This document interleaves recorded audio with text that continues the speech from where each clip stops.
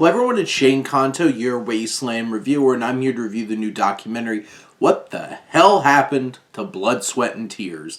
And this is from director John Scheinfeld, and focuses on this group who was one of the biggest bands in the world in 1970. They won Best Album over Abbey Road from the Beatles, and they were lighting the world on fire.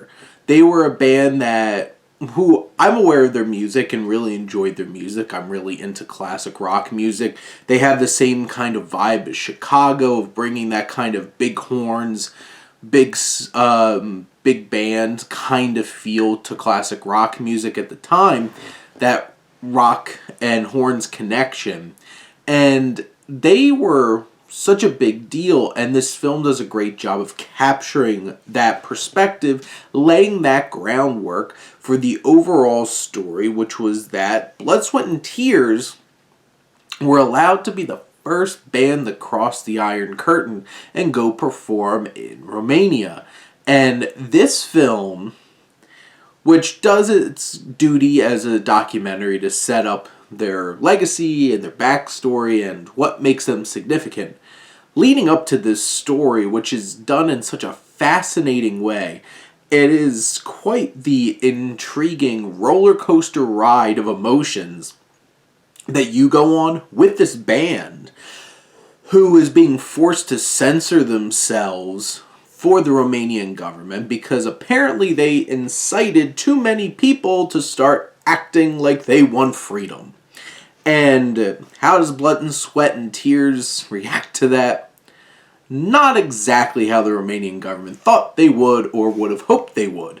And this really builds up so much in this film. It's a thrilling story. It's a crazy story. Scheinfeld does a great job of building up the tension and the suspense of what's going to come and the consequences afterwards, and how this reshaped their career and what they went through as a group.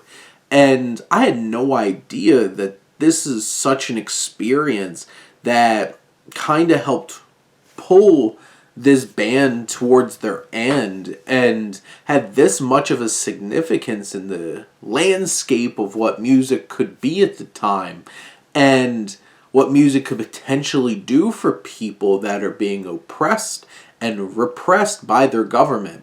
And it's such a fascinating story, too, of censorship, and especially in a time where so much art is being moved towards that in terms of censorship, even in our own country.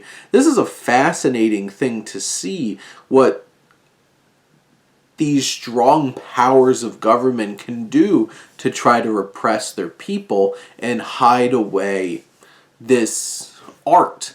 And this story is fascinating, it's engaging, it's really well told by Scheinfeld and from the people being interviewed about, including members of the band, and getting to see some archival footage of them arguing over what they're going to do.